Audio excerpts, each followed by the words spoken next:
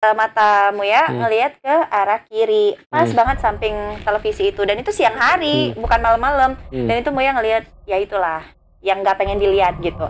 Poci. Soalnya boleh ya berharap untuk meminta seseorang itu jadi jodohnya, bahkan sampai disebutin namanya. Ya Allah, saya pengen kaya karena dulu saya pernah ditolak sama dia, saya pengen buktiin bisa lebih kaya dari bapaknya. Nah, wah di situ ada artis. Tapi gimana si dianya ngejawab waktu itu. Ya kali bahwa dia juga nggak mungkin mau kali sama gue. Kita kan menikah untuk ibadah ya. Kalau misalnya beda agama ya. Beda jurusan malah jadi. Boleh pakai kosakata yang dapat dari Pak Japar lu? Oh jangan. Mau sama terkait kepala tahu.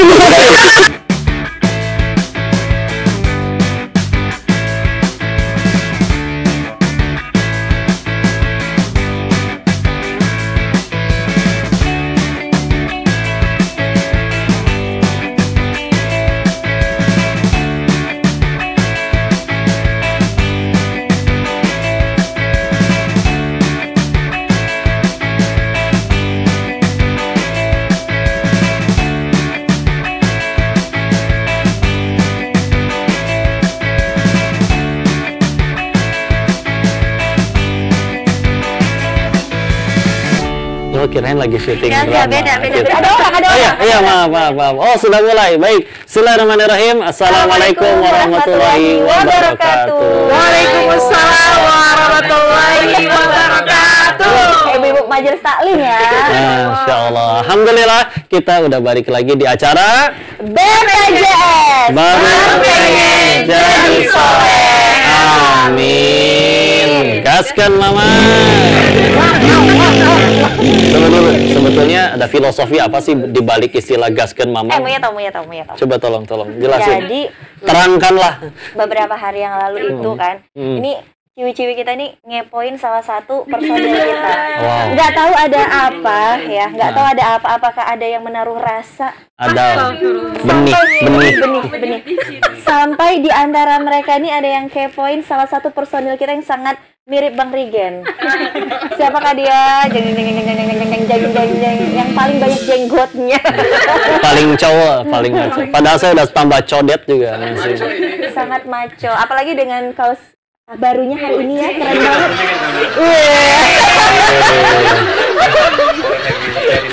Baru pengen jadi soleh. Tulisannya jadi kebot banget ya kalau dipakai. Six pack dong, lihat tuh. Dalam itu. Jadi Bang Rigen ini punya podcast. Ingat dia punya nama. Oh iya, Kang Firhan. Kang Firhan ini punya podcast ya.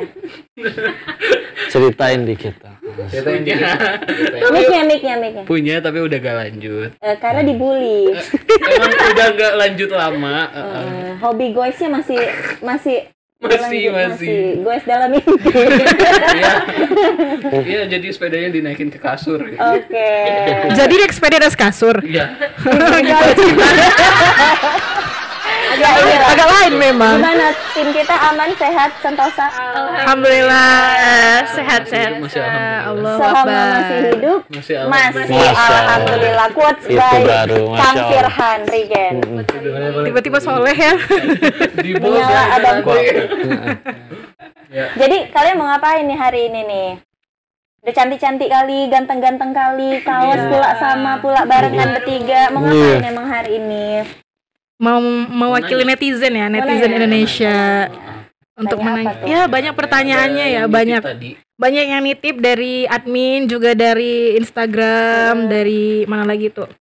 Dari teman-teman yang lain ya, banyak ya, dari teman-temannya mungkin dari seluruh penjuru dunia, banyak sekali yang mau dijawab.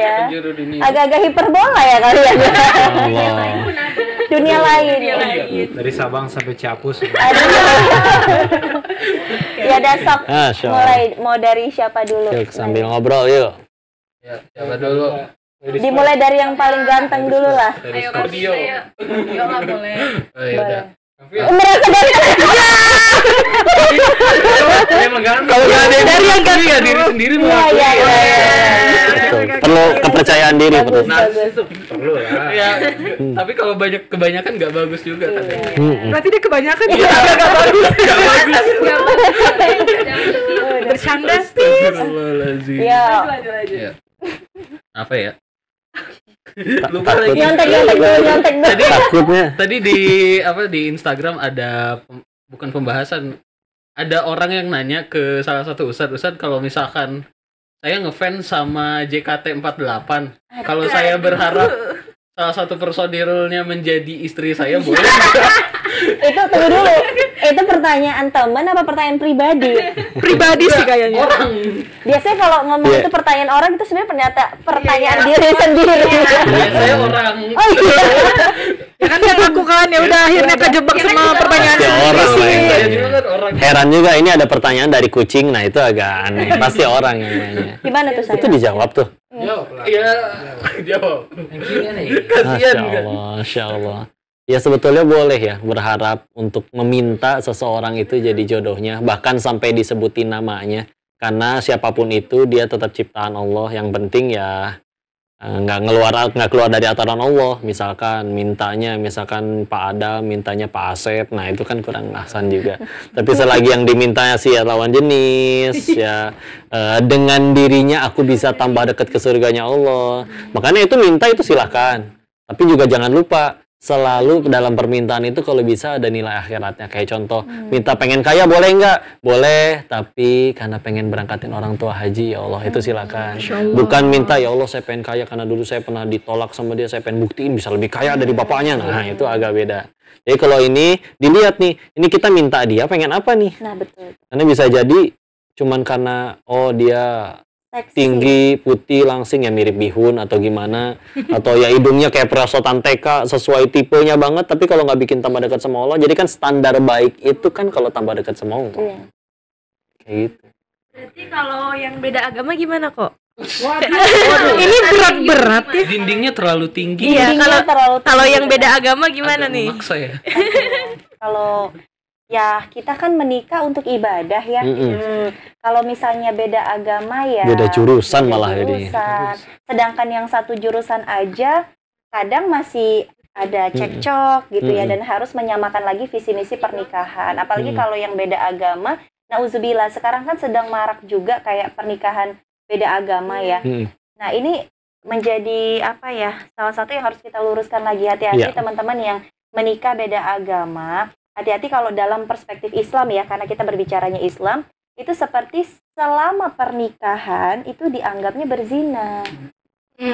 Karena kan nauzubillah kita mohon maaf ya, kan pada saat menikah ada hubungan biologis tuh, ya kan? Nah pada saat hubungan biologis kan dalam keadaan akidah yang masih belum sama kayak gitu, berarti kan ya nauzubillah pernikahannya bukan malah jadi ibadah tapi malah jadi dosa. Iya, lagi kan tujuan kita mau kemana lagian. Kita hidup nih. Hidup ini kan sebetulnya audisi untuk tadi menuju tempat bahagia yang sesungguhnya, ke surganya Allah. Nah, kita pengen menuju ke sana, di dalam hidup itu ada salah satu episode ujiannya. Salah satu episode ujiannya adalah nikah. Terus kita malah ngelakuin di dalamnya yang bikin kita tambah jauh dari tujuan kita yang asli, pengen ke surganya Allah. Maka walaupun mungkin kerasa di dunianya, oh kayaknya kalau sama dia karena misalkan entah tampan sekali atau cantik sekali, kayaknya bakal bahagia, tapi kalau malah bikin jauh dari tempat bahagia yang sesungguhnya, na'udzubillah bisa nyesel juga. Dan ini udah banyak kejadian, sayang. Sekian banyak dulu waktu di Thailand, ada istri yang sampai ninggalin suami yang ninggalin istrinya demi mohon maaf menikahi perempuan yang di tempat hiburan. Atau begitu juga sebaliknya, ada yang wah aku nikahin dia untuk memperbaiki keturunan atau karena dia kaya. Enggak tuh. Sekarang udah pada banyak yang cerita, oh ternyata tidak seindah yang dibayangkan, ternyata nggak cukup. Ya tadi aksesoris dunia yang kapan aja bisa Allah ambil, tampannya, kayanya, hartanya, jabatannya, dan lain-lain. Tapi menarik sih, tadi ada seorang suami ninggalin istri cuman demi perempuan malam tuh kayaknya bodoh banget ya. Bodoh. Karena ibaratnya gini, perempuan malam itu belum tentu ya mau nyebokin anaknya. Iya. Coba itu suruh tengah malam anaknya mencret gitu ya kan, nyebokin tuh belum tentu mau gitu. Makanya kalau laki-laki yang sampai tergoda oleh wanita malam kayak gitu tuh kayaknya ada yang salah dalam dirinya, benar ya? Kayak ada yang salah. Bahkan terjadi mungkin penurunan kualitas pada diri si laki-laki itu nggak sih? Karena kan ketika menikah itu kan kita dipersatukan karena mudah-mudahan sama-sama baik ya. Karena kan jodoh, kita bahas kemarin, jodoh adalah cerminan diri. Quran surat Ar-Rum ayat 21. Wa min ayatihi an khalaqalakum min anfusikum azwaja litaskunu ilaiha wa ja'ala bainakum mawaddatan wa rahmah. Inna fi dzalika laayatil liqaumin yatafakkarun. Jodoh adalah cerminan diri. Jadi ketika menikah pun teman-teman, kalau salah satu pasangan itu terjadi penurunan kualitas, itu kadang-kadang kita harus kembali lagi mencocokkannya, karena bisa jadi nggak jodoh. Karena kan yang namanya itu cerminan diri, harus terus menyeimbangkan, harus tetap sama kayak gitu. Jadi jangan yang satunya ibadah, yang satunya malah matanya jelalatan ya. Berarti harus yang itu termasuk dengan yang sekufu nggak sih? Betul. Benar. Jadi sekufu itu ya teman-teman, sekufu itu bukan soal misalnya kok Denis ganteng, berarti nikahnya harus sama yang cantik juga, bukan gitu sih. Sekufu itu misalnya dalam taraf ibadah. Khawatirnya nanti ketika yang ininya sudah terlampau tinggi banget, yang ini sulit ngikutin, makanya harus sekufu. Minimal yang udah hijrah, mau proses berhijrah kan itu enak tuh jalannya beriringan tuh. Udah gitu juga jangan lupa akan diperindah memang oleh syaitan. Ketika akhirnya dengan yang jomblo ngelihat yang belum halal atau sudah punya yang halal, itu yang di luar-luar itu dibikin seolah diperindah oleh syaitan. Yang nanti setelah udah halal itu nggak akan jadi indah lagi. Apalagi kalau dari awal caranya juga udah salah, maka ya sudah. Tinggal kitanya jangan ngeladenin lah udah. Kalau Pak Dio kan udah menikah ya? Udah menikah belum? Sudah. Ada. Bahaya nih kalau ada jawab. Kalau jawabannya beda, habis nih pulang ke rumah.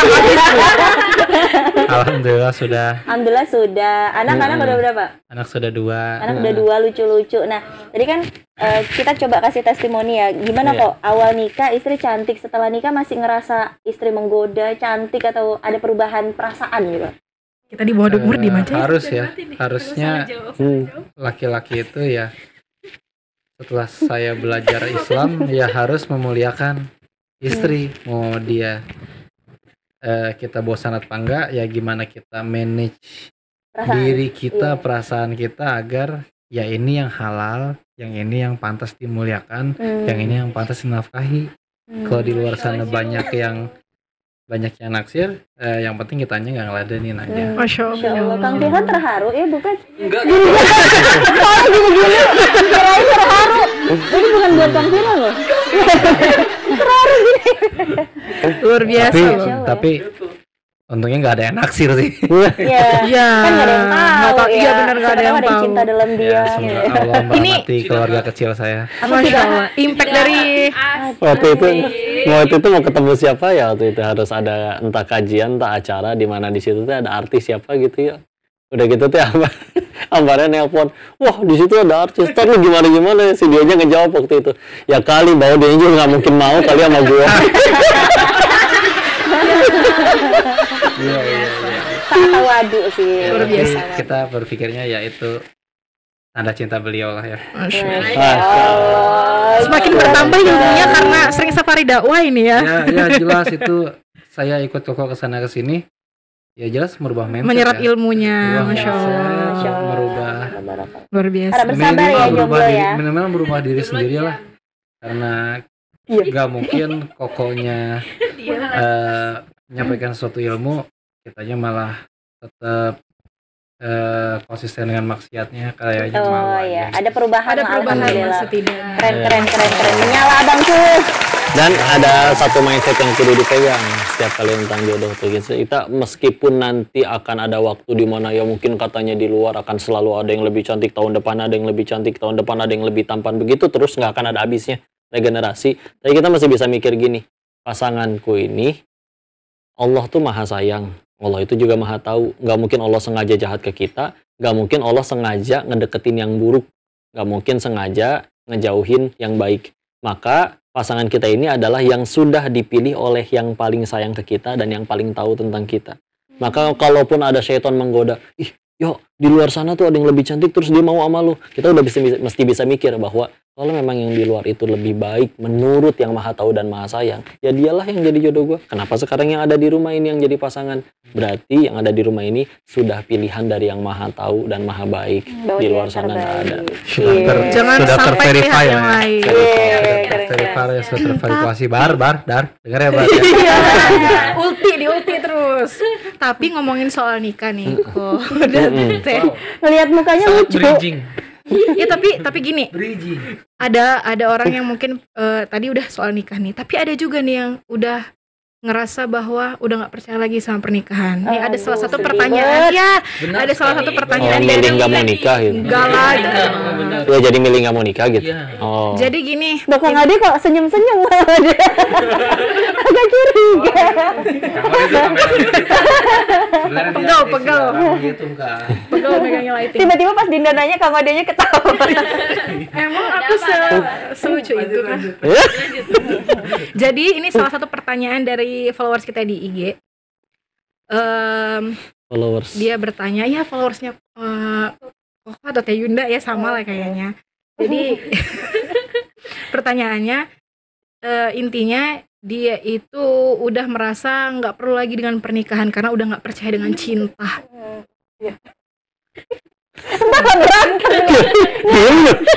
Maaf ya pemirsa, ini anak dua malah berantem. Diem gerak. Mungkin lagunya Naif ini bisa ya. Benci Enggak, itu cinta. cuman getaran hatinya, detak jantungnya aja. Aduh, Jadi nggak fokus, yang satu naik, yang satu berantem ini anak berdua. ya ini aku jadi dikacangin terus. Gerak-gerak kan? Ya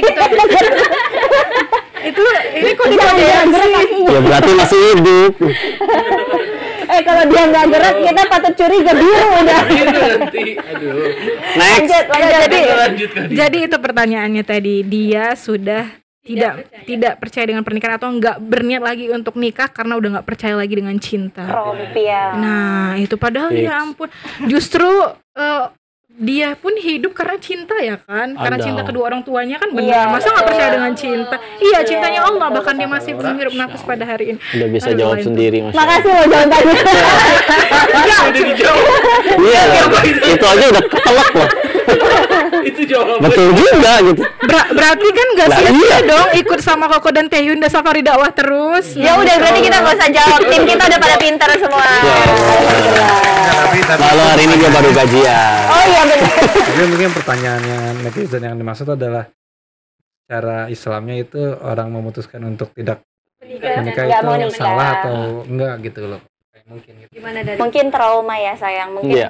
ada trauma masa lalu. Misalnya kan udah, mungkin dulunya itu historinya sudah pernah menikah. Tapi mungkin ada kekecewaan mungkin dengan masa lalu. Atau Mungkin melihat pasangan. orang tuanya juga wallahu Bisa alam. jadi, mungkin ada luka pengasuhan masa kecil juga. Kita nggak ada yang tahu ya masalah apa yang dihadapi orang lain. Tugas kita itu adalah mengoreksi diri kita, bukan mengoreksi orang lain. Jadi kalau ketemu yang seperti itu, tugas kita satu, doain. Dua, jaga hati kita tetap bersih. Gitu. Masya Allah. Tapi kalau dalam menghadapi keadaan seperti itu gimana caranya sayang supaya sembuh lah dari perasaan-perasaan takut nikah dan Ya. udahlah nggak mau nikah lah. Sebetulnya balik lagi kalau mau dikembaliin secara hukum dulu. Hukum nikahnya itu sebetulnya ada yang berpendapat mubah, ada yang berpendapat lebih kuat sunnah. Tapi hukum itu bisa berubah menurut kondisi. Jadi bahkan ada orang di titik di mana dia wajib untuk menikah. Bahkan juga ada yang sampai diharamkan untuk menikah. Ya. Kalau bicara tentang contoh, Imam Nawawi nggak nikah sama sekali. Tapi benar-benar serius untuk ilmu.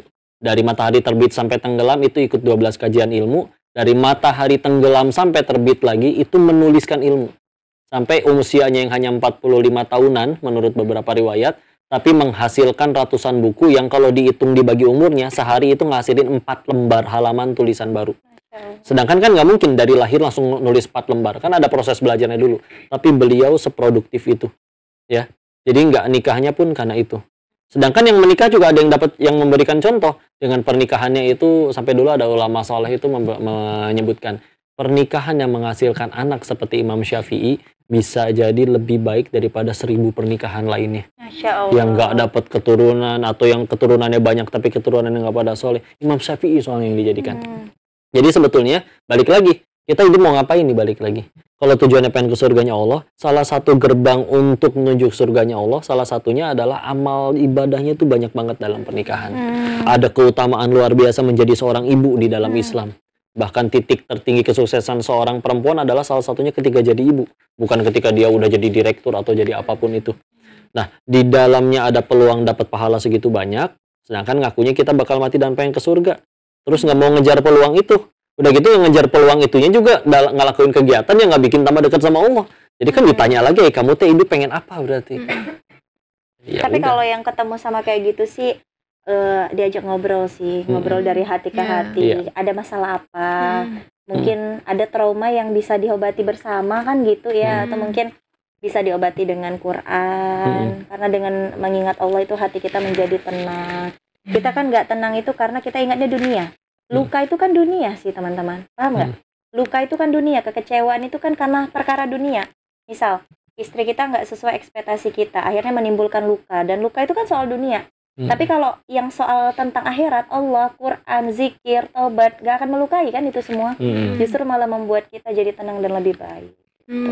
Insya Allah. Jangan sampai lah, udahlah istilah. Jangan sampai ngelakuin sesuatu yang bikin kita tambah jauh dari Allah. Makanya tadi kan waktu kita podcast yang kedua ya, diingetin banget bahwa yuk atuh para ayahnya deh, ini karena Buya cita-citanya pengen jadi ayah dari anak-anak kita. Ya robbal alamin.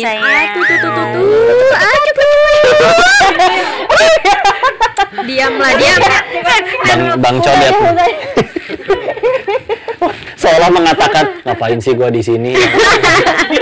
Nah, iya. Jadi Bang Codet nih, Insya Allah. Kita ganti episode ke ruang tengah. Iya, kita udah selalu ngingetin ya bahwa para ayah, yuk jangan sampai ngelakuin sesuatu, karena itu pertanyaan tadi bisa jadi muncul dari ya naudzubillah, mungkin dulu ayahnya pernah buat salah meskipun mungkin sekarang sudah tobat, tapi kesalahan itu kadang ya cara untuk Allah memberikan kebaikan kepadanya ada yang sampai bertahun-tahun kayak gitu loh. Mungkin bikin salahnya udah lama dan mungkin udah tobat, tapi Allah pengen ngasih sesuatu pelajaran lagi, dibikin anaknya jadi nggak mau nikah. Dulu ayah saya aja begitu. Jadi aku udah benar-benar tolong jangan ngelakuin sesuatu yang bisa ngerusak sesuatu yang jadi masa depan kita. Jadi trauma. Kalau nggak sayang sama diri sendiri, minimal ingatlah orang-orang yang kita sayang, karena ngerembetnya ke orang-orang yang kita sayang misalnya. Punya orang yang disayang nggak? Punya lah. Kang Firhan siapa nih orang yang disayang dalam hidup? Lagi yang paling dirindukan. Yang paling dirindukan. Sejauh ini mah orang tua. Masya Allah, tabarakallah. Kalau Oni? Dinda. Ya Allah. Jangan ngomongin orang tua. Insya Allah. Walaupun berpisah di dunia, berpisahnya itu sementara. Udah nangis dong. Gak apa-apa, tanda sayang. Iya. Semua rindu orang tua. Dan sebenarnya gini, kalau berbicara tentang perpisahan tuh nggak akan ada yang siap, dan pasti hubungannya dengan kesedihan yang tiada tara.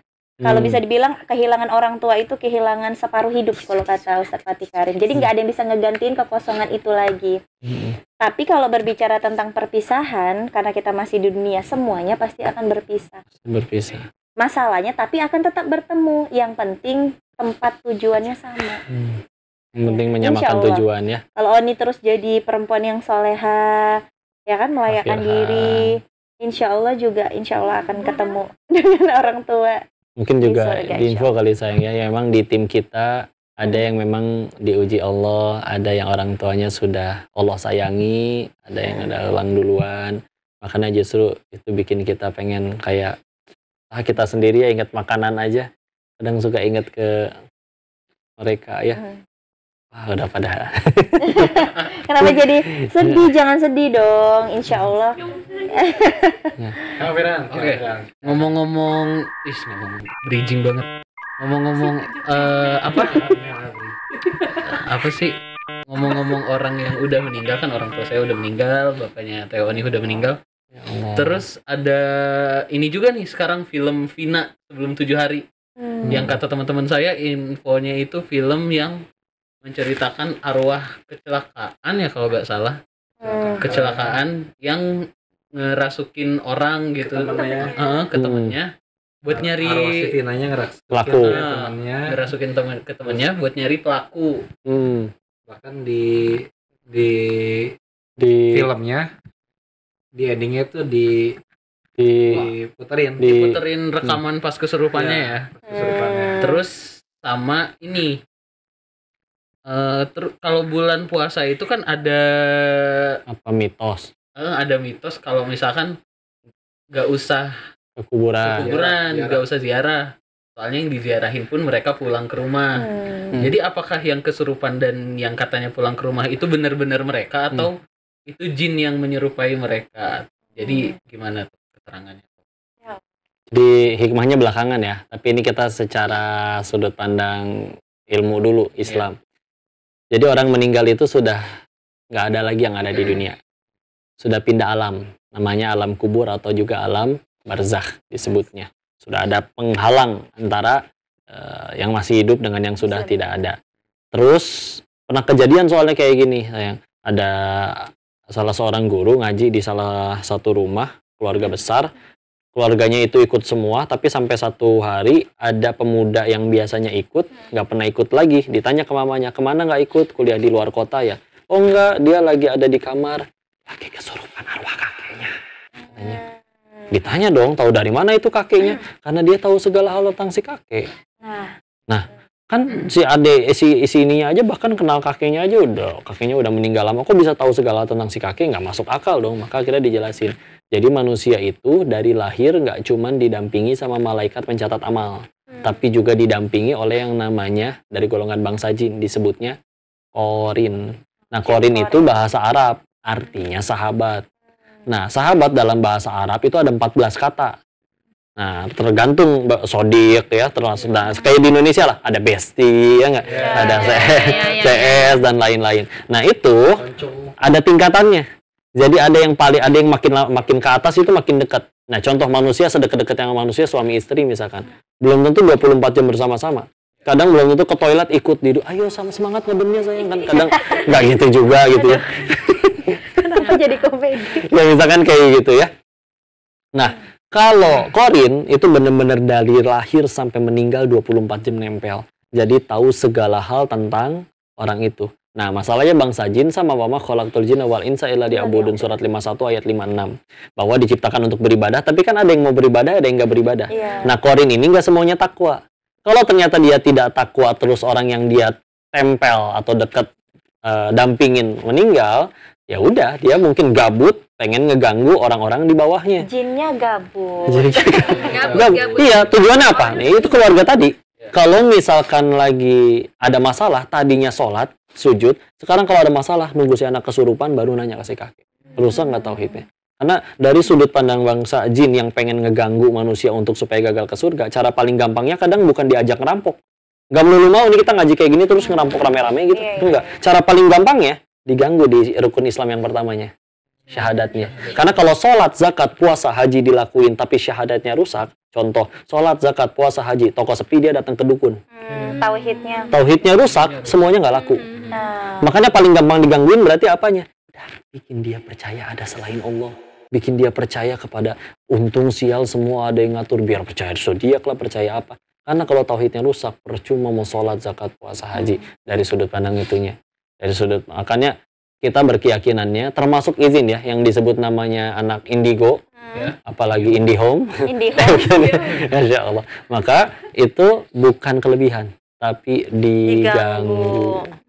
Karena hanya bangsa jin yang bisa ngelihat bangsa jin lainnya. Sengaja, ngapain bangsa jin yang ngeganggu manusia jadi kayak bisa ngasih kelebihan gitu? Sengaja. Jadi kan nanti dia jadi belagu. Sini kalau apa-apa biar saya ramal. Udah gitu ramalannya selalu benar. Dan loh, kok bisa ada yang benar? Nabi udah ngingetin. Dulu bangsa jin itu bisa mencuri ide atau berita dari langit, walaupun akhirnya nanti dikejar panah api dan nggak bisa. Ada diceritakan di surat jin, surat ke-72.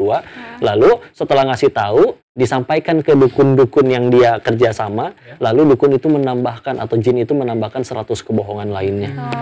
Jadi ditambah-tambahin biar supaya tadi. Tapi kalau yang misalnya nih Boy, yang bukan dia bisa ngelihat tapi nggak sengaja gitu, dia juga nggak kepengen ngelihat, tiba-tiba apes tiba-tiba ngelihat. Karena Muya pernah tuh waktu SMP apa SD Muya lupa itu, pokoknya masih kecil banget.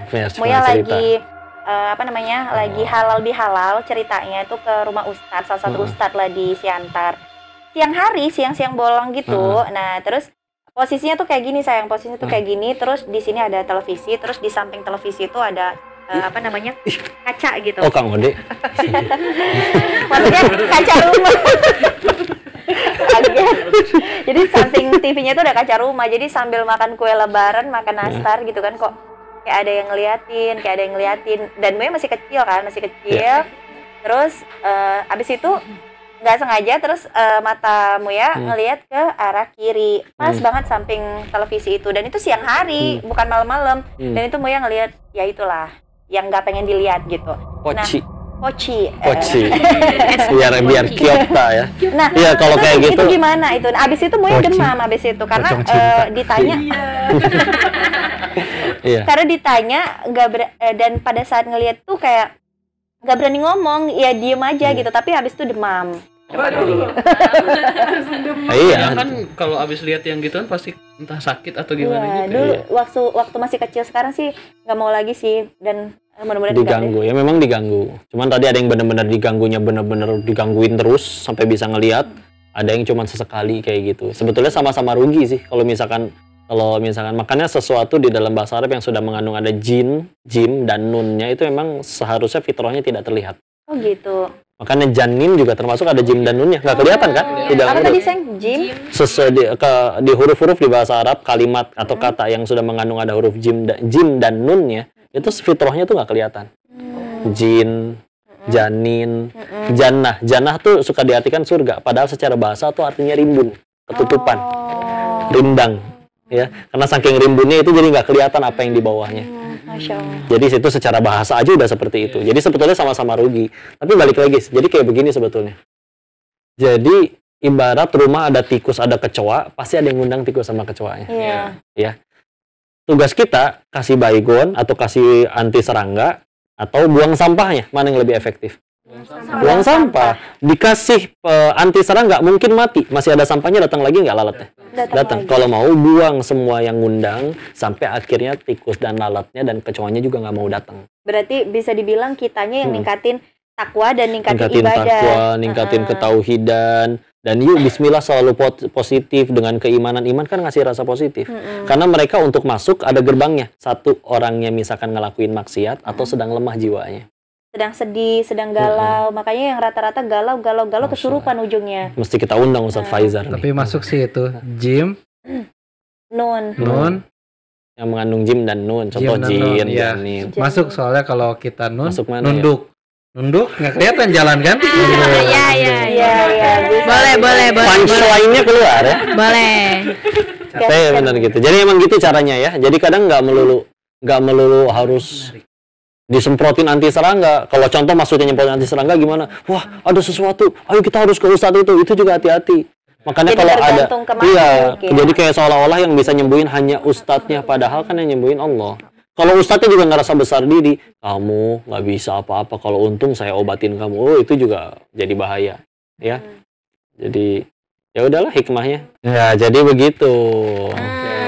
Masya Allah. Nih, Muya penasaran. Semoga saya bisa ngejelasin ke orang-orang dan nenek saya ya. Ini Muya penasaran nih sayang. Tim kita juga ada yang dari Medan. Berbagai macam suku bangsa. Ini kan rata-rata udah pada bisa bahasa Sunda nih. Nah, ini tanah Sunda soalnya. Kita di Bogor. Muya sih sebenarnya juga belum terlalu bisa. Udah ada tehnya, Udah ada tehnya lah, dan bisa ngomong meren. Nah, coba Tewani coba ajarin Dinda ngomong bahasa Sunda. Jauh meren, coba bilang gitu, Din. Hajab aku. Contohin dulu. Oh, ini yang paling Sunda banget soalnya. Dari Sukabumi. Katanya jauh meren. Apa ya? Aduh, pasti aku aneh ngomongnya. Meren. Nyaho meren. Apal meren. Nah, apal meren. Apal itu apa? Tahu. Coba gantian. Kayak mana? Kayak mana? Apal meren. Oke, lulus. Udah ya gitu ya.